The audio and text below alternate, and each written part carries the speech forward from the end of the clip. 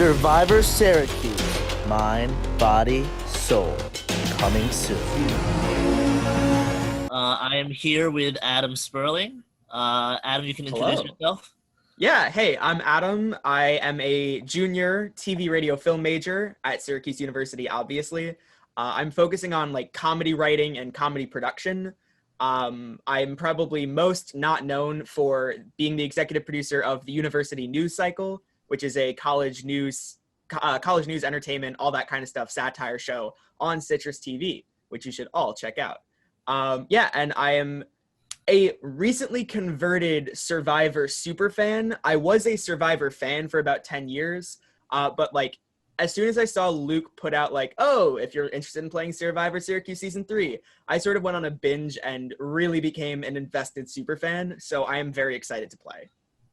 Nice. Good to hear it. Also, put a fun fact out there. Adam's a big sequester guy. Also, he's played a lot of minis. I've played two minis. Luke, you can't be putting a target on my back for my all-star run. It's too early. Come on. I mean, it's a pregame interview. Sure. See what happens. But yeah, so the game is 12 days from now. It's about crazy. To start. Where's your head out right now? It's a lot of places. I'm very excited to get started. I'm ready to play. I've been like, as I said, like when you got that email like 3 months ago, or like when I got like, not even when I was like told that I was on the cast, like when I was like signing up to be on the cast, I was like, okay, it's time for me to get started. It's time for me to play big. And I sort of like tired myself out in prep work 3 months ago. So, like, I'm not necessarily in that same state of mind where I'm, like, going to walk in day one just, like, crazy. I might still. The heat of the moment might, like, catch up to me. But I'm good. I'm ready to play hard, but not too hard. That's good. Yeah. Get the nerves out. 3 months later. Huge. So, do you have, like, a set game plan when you step on the mat or whatever it is, day one? When I say, come on in, guys, do you have a game plan from there? Yes and no. I mean, I think the best Survivor players tend to walk in with a good game plan and then execute it, but also most of the bad Survivor players also do that. So I think I'm going to like come in with my head like straight where I know I want to be like a positive force. I don't want to be like yelling at the other team or the other tribe. I just want to be like there for my people, be always positive, never talk bad about somebody, and hopefully that gets me in on the conversations that I need to. I'm not opposed to making a deal day one. I'm not. I'd rather be in that majority alliance than be next to the majority alliance and be voted out first. So my game plan is just be nice and play. Good. Nice. Yeah. Love to hear it. So do you have any goals heading into the season, whether that be finding an idol or an individual challenge win or I don't know, making the merge? Like, do you have any good personal goals for yourself? I want to be the person that everybody at the end of the season loves. And for that to happen, there need to be a lot of little things. Like, I clearly need to make the merge at that point. I kind of need to make it far. I kind of like maybe need to have a good idol finding moment. I don't have like any set goals on like, if I don't find an idol, I will hate my Syrvivor Syracuse experience. That's not me. I'd love to find one. I'd love to play it correctly.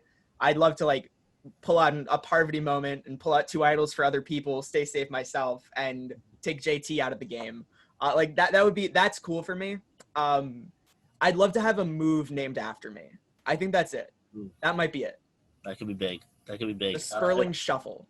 Oh, okay. I don't know what it is. It's just something. I like that. We've had some named moves / clauses from season 1 and season 2. So who knows? That could be a possibility. This is an interesting one. Name one greatest asset you plan to use and one biggest weakness you plan to avoid. Yeah, you send us these questions ahead of time. This was the one that like even on like regular interviews I'm not very good at. I would say like my biggest asset is definitely being a strategic person. I really think that I'm going to be able to be a valuable ally to my team. Like, I'm not going to go in an immunity spree. That's not the type of person I am. But, like, I can make the right moves and support my people. I think my biggest weakness is burping during an interview. My biggest weakness is probably I might talk too much. People might just not trust me. Even though I'm planning on playing a very trustworthy game, I know that, like, being a strategic person, even if you're saying you're being strategic, makes people question you. And unfortunately, I can't come into the game with the advantage of not having seen a single episode and being like, someone's going to be able to just pull me in and teach me the ropes. That's not where I'm coming in. So the best I can do, I think, and to like get that weakness out of the way of like being an obvious strategist, is to openly say, yes, I'm a strategist and I've seen the show. Use that. I will be telling you things that make sense for you. I will get you further in the game. So that's my biggest hope. Interesting.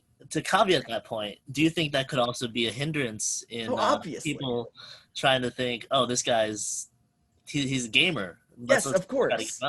100%. That's absolutely the right thing. If that happens, I get voted out. No, I mean, I think and obviously I feel like at this point, if you're watching this interview and you've seen season 1, you're like, okay, this guy is Jake 2.0 or 3.0. I haven't seen season 2.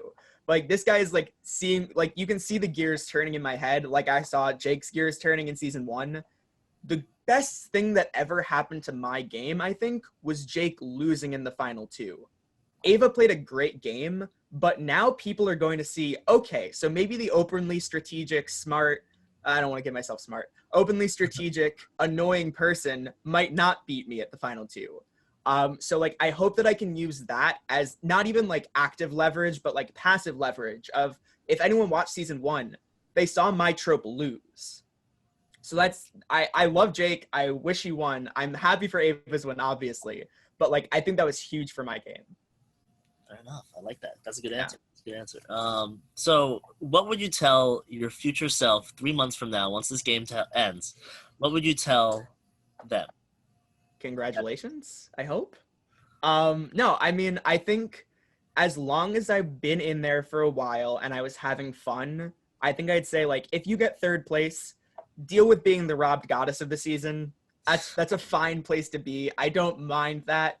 I'm not coming in here to like beast it and be the the dominant force of the game. No, I love Survivor. I want to play and I want to have fun and I want to come back for an all-star season. I'm really pushing this narrative. You know, Luke, I mean, you've talked to me like 4 times. You know it. What's the placement? Say there's what's regular season, like 18 people. What's the placement you'd be satisfied with?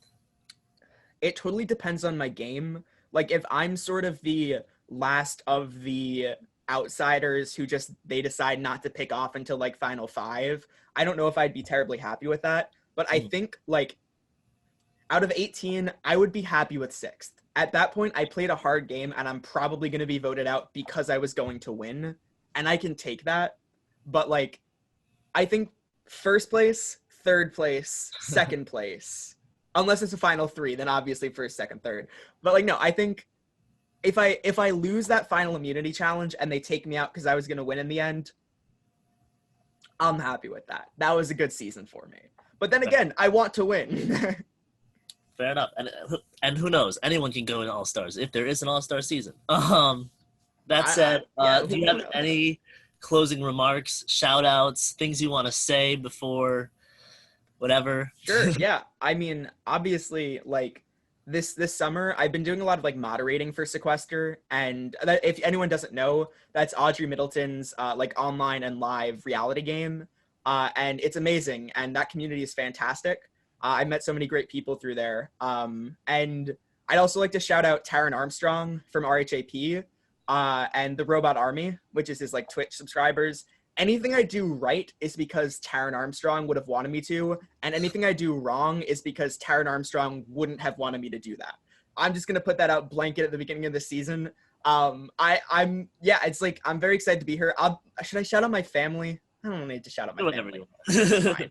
But no, like, I guess in closing, I hope you root for me or root against me. I hope I am something for you when you're watching this season, and if I'm not, I did something wrong.